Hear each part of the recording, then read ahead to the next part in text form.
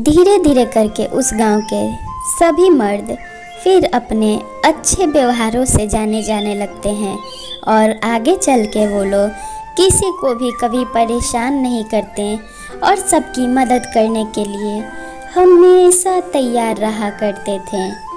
ये कहानी है सुंदरवन पहाड़ियों के पीछे बसा हुआ एक खूबसूरत छोटा सा गांव टूनपुर का। टूनपुर गांव में सभी लोग लकड़ियां काट के लाते हैं और बांस की डालियां बना के शहर ले जाके बेच दिया करते थे। उसी गांव में एक रामू नाम का आदमी था जो कि बहुत ही क्रूर किस्म का आदमी था। वो अपनी पत्नी और अम्मा से सीधे मुंह कभी बात भी नहीं करता, दिन रात बस पैसों की बातें करता और किसी की इज्जत बिल्कुल नहीं किया करता था। उसकी माँ छोटा सा ढाबा चलाया करती थी और बहू घबराए हुए कहे अनुसार कार्य किया करती थी।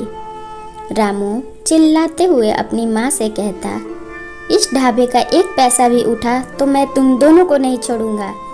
उसकी माँ कहती, अरे बेटा, तू हर महीने में यहाँ से सारे पैसे ले जाता है, हम लोगों के खर्चे के लिए भी तू नहीं देता।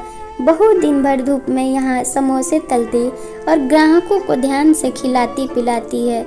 हम लोग तो दिन रात तेरे पैसे की ख्वाहिश पूरे करने में ही लगे रहते हैं। रामू फिर भी हंसते और चिल्लाते हुए कहता, तो क्या मैं बैठा रहता हूँ? मैं भी तो जंगल जाके लकड़ियाँ काटता हूँ और उसे लाके घर पे बांस की डालियाँ बनाता हूँ। वो बहुत सारी लकड़ियाँ इकट्ठा करता और घर बैठे बैठे उन लकड़ियों से पतली पतली डालियाँ बना लेता।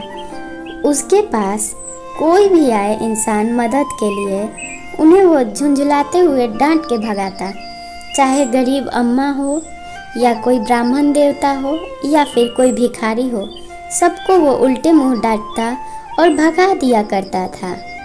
वो जब लकड़ियों की डालियाँ बना के शहर ले जाता तो उसकी दुकान पे बिल्कुल भीड़ लगना बंद हो चुकी थी। आसपास के सभी दुकानों पे बहुत भीड़ लगा करती थी। इससे वो उदास और हताश रहने लगा। शाम तक ग्राहकों के इंतज़ार में अचानक मौसम खराब होने के कारण बारिश तेज हो जाती है और रामू अपना डालियों से भरा हुआ ठेला लेके जंगल की ओर से गांव की ओर निकलने लगता है। तभी एक पेड़ देख वहां रुक जाता। टुन्नी चिड़िया कहती, अरे बाबू साहब, आप यहाँ क्यों खड़े हो गए? आपको क्या चाहिए? आप मुझसे बताइए, क्या आप समोसे खाएंगे या फिर इस मेरे घर में आके छिप जाइए?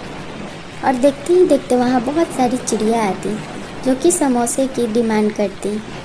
वो तल रही समोसे वाली चिड़िया उन सबको धैर्य रखने को कहती और सबको मुफ्त का समोसा खिलाने को कहती। ये देख रामू की आंखें खुलती और उससे लगता कि मैं सारी बांस जंगल से काट लाता हूँ और आज इसी पेड़ के नीचे मैं छाया में खड़ा हूँ, और ये जब चिड़िया हो कि इन लोगों में इतना प्यार है तो मुझे तो शर्म आनी चाहिए खुद पे। उदास मन से वो नदी के किनार पे जाता और थोड़ी देर पानी में देखने के बाद उसे अपने आप से शर्म आने लगती। वो जब भी अपना चेहरा शीशा में या पानी में देखता, वो खुद पे शर्मिंदा होता और कहते हुए बात करता, हे भगवान, ये मुझसे कितनी बड़ी गलती हो गई। मैंने आज तक किसी के भी कोई इज्जत नहीं की। मेरी आंखें खुल गई।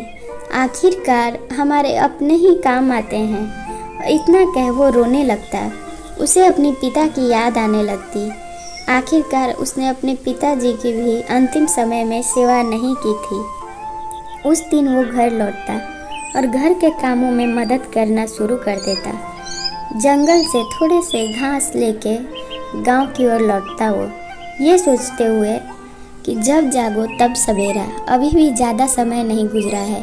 अगर मेरे ज़िंदगी का ये आखिरी दिन भी हो तो मैं कुछ पलों में ही अपनी गलतियां सुधारने की कोशिश करूं, तो शायद मेरे परिवार वाले मुझे माफ़ कर दें और मेरे साथ प्यार से रहें। घर जाके वो अपनी गैया को चारा देता और सब लोग उसे इस हालत में देख चकित रह जाते हैं, क्योंकि वो कोई काम में मदद नहीं करता था।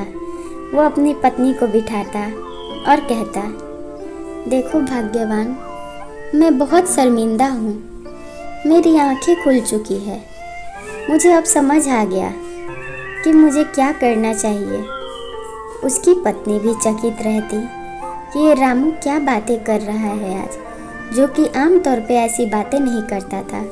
वो कहती, देखो जी, आज आपकी ज़्यादा बिक्री हुई है क्या? मुझे तो समझ नहीं आ रहा है कि आप आज क्या सारी बातें कर रहे हैं। आप हमसे क्षमा क्यों मांग रहे हैं?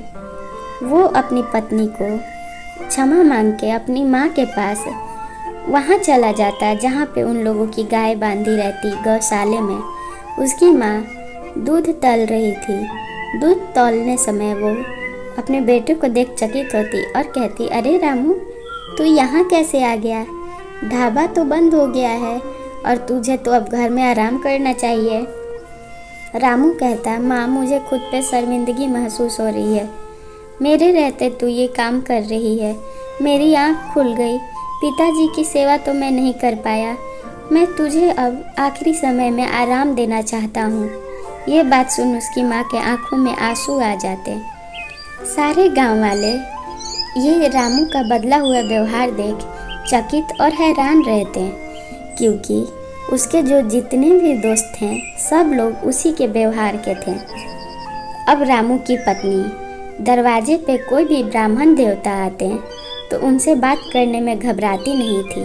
ब्राह्मण देवता आते और उसकी पत्नी से भोजन मांगते, क्योंकि वो बहुत भूखे थे। वो कहते, बेटा, आज मुझे भोजन खिला दे। मुझे पता है तेरा पति बाहर गया होगा, वो तुझे खाने नहीं देगा। उसे बैठाते हुए वो कहती, हे ब्राह्मण देव, अपना भोग स्वीकार करें। मेरे पति अब सुधर चुके हैं।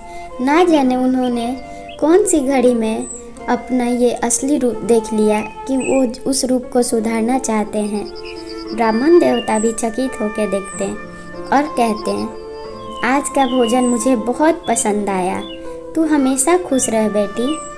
वो बात करते हुए ब्राह्मण देवता को विदाई करती और कहती है, ब्राह्मण देव, मुझे आशीर्वाद दे कि मेरे पति की ऐसी ही हालत रहे हमेशा, वो कभी ना बदलें। ब्राह्मण देवता भी आशीर्वाद देते हुए कहते हैं, तेरा पति अब सुधर चुका है, क्योंकि उसे हम लोगों ने अपनी शक्तियों से कुछ ऐसी चीज़ दिखा दी जिससे कि उसकी आंखें खुल चुकी है। अब वो कभी तुम्हें परेशान नहीं करेगा। सब लोग खुशी खुशी रहने लगते हैं। ऐसी कहानी के लिए चैनल सब्सक्राइब कर वीडियो लाइक कर दें।